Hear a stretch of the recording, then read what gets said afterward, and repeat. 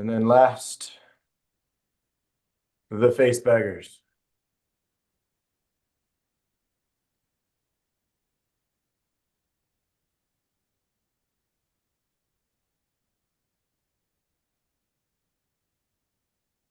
And we say good morning. Good morning. This is 10 minutes of tennis with world-renowned tennis pro Justin Yeo, Australian in Puerto Rico, and I am just a guy in Atlanta.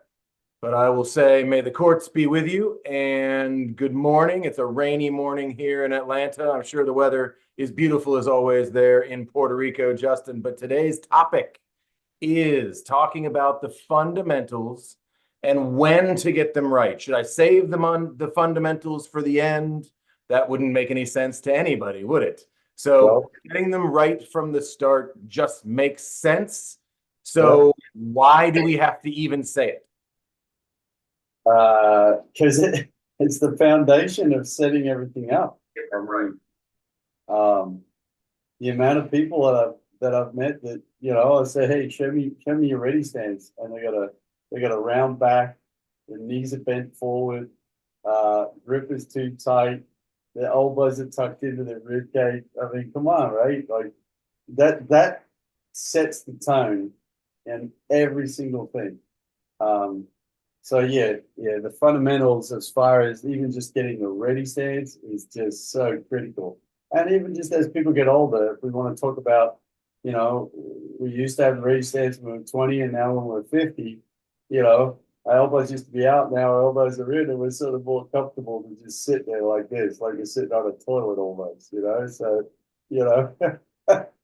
What did Daryl Lewis call it? He called it the garden gnome, where you're just kind of standing there watching, right?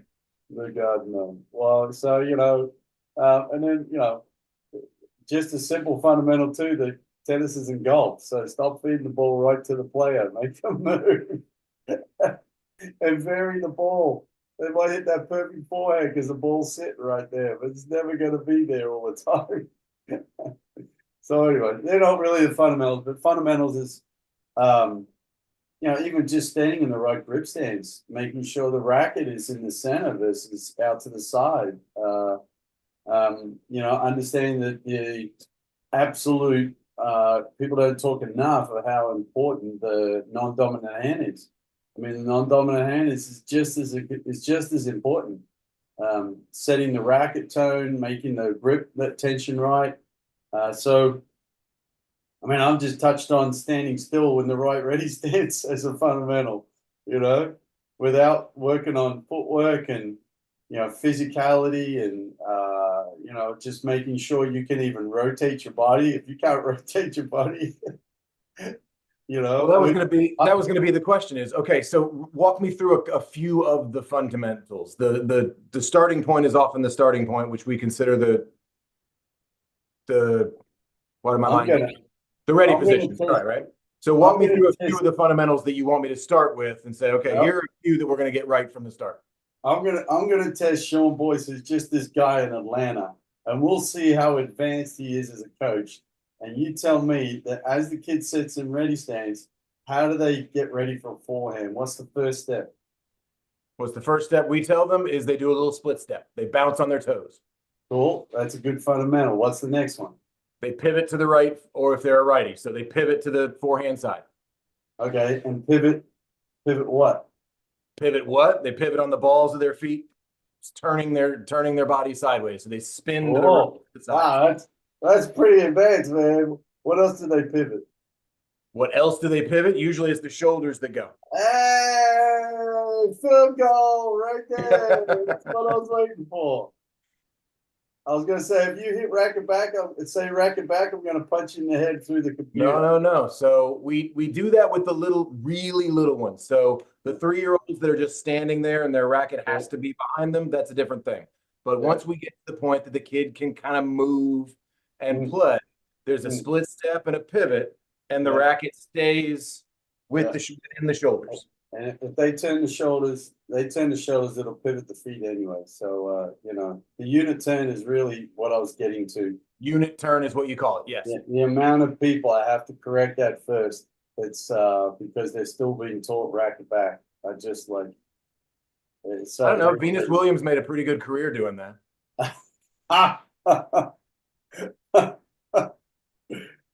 Yeah, all right, let's not go there on that one. So, we're talking about fundamentals, so Oh, sorry. Richard tried to base his fundamentals on video VHS tape, so he did pretty well off that. This is true. So but yeah, and then just modern game, again, non-dominant arm, non-dominant hand, right? If it turns, it loads the right butt cheek. You fire your glutes, you're going to have more chances of weight transfer. There's so many things that can actually, if you get one thing right, it can almost do 5 or 10 things for a person, and then they're just like, "Wow, what happened? I'm striking the ball in front." I'm like, "Yes, because you stuck your left arm out." What? Just by doing that? I'm like, "Well, let me tell you the 10 things that happen."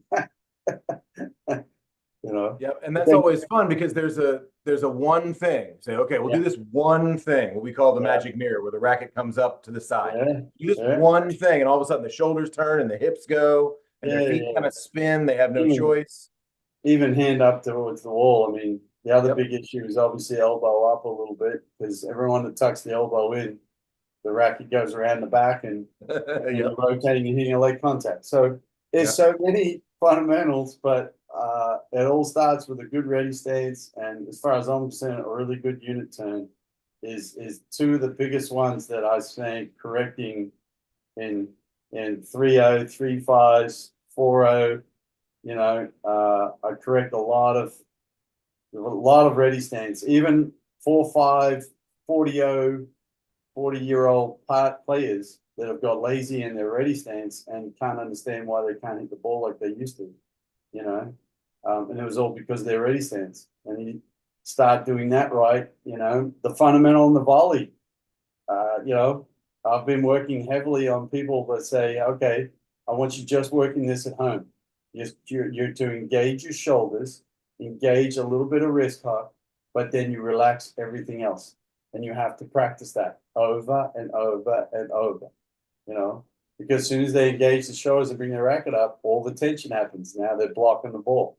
So, so we're talking about some serious fundamentals here, a bit advanced, but that's how important they are.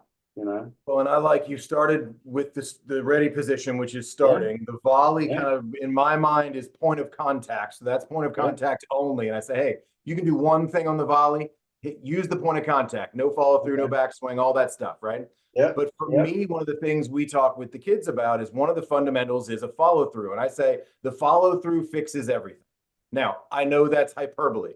But if I can get somebody, any player, we work with mostly kids, but any player to get that follow through over their shoulder and get that racket pointed to the fence beside them, if I can get that snaps the wrist over, that finishes, it completes the shot and almost forces it to be low to high. So we tell them a lot that follow through fixes everything. So we often start with the end. Whatever, do whatever athletically you need to do in the beginning. But if you can get that racket over your shoulder, that's going to fix a lot of things as well. Yep. If I want to give a big shout out to any coaches, a big tip: stop spending time on backswing and put more of the effort into the forward swing. The forward swing is everything. It is everything. It's more than the follow through, because what it does is it puts the person to perceive what the ball's doing and matches the contact point in front and focuses on the forward swing. You don't get a big backswing if the ball's coming too deep and fast at you. I mean, it's as simple as that. But if the player is constantly focusing on backswing, they'll never get the perception of the ball of being able to match the contact point and meet the ball in front. It just never happens. And if you look at it in a mindset of a brain, the brain can only focus on so many things at once. So if it's just watching the ball and matching the ball, the contact point, then your forward swing is where the focus is, not your backswing. Because that's actually what's telling the ball where to go, right? 100%. And there's going to be times where the ball's coming a little deeper or lower or whatever. You ain't going to get a time to finish over your shoulder. You're going to focus just on the forward swing. And that is where the professionals focus on all the time, matching their forward swing to the ball. And then so we've got backswing, we've got point of contact, we've got follow through. Forward swing. You've taken the point of contact to the next step, which is Yep. forward swing. So Just we'll add forward that swing. in around the point of contact space. Yep. Justin, Joe, what's the fundamental? You're going to tell me one thing for today. Get the fundamentals right. If you could pick one most important fundamental that I'm going to get right from the start, I'm going to my coach today and saying, I'm going to work on this. What is it? Ready stance. Your ready stance at the baseline compared to your volley are two different ready stance, right? But get your athletic base right and get your ready stance right, period. I like it. Call your coaches. Justin Yo, 10 minutes of tennis. We'll see you next week. Thanks, mate. Cheers, mate. See ya.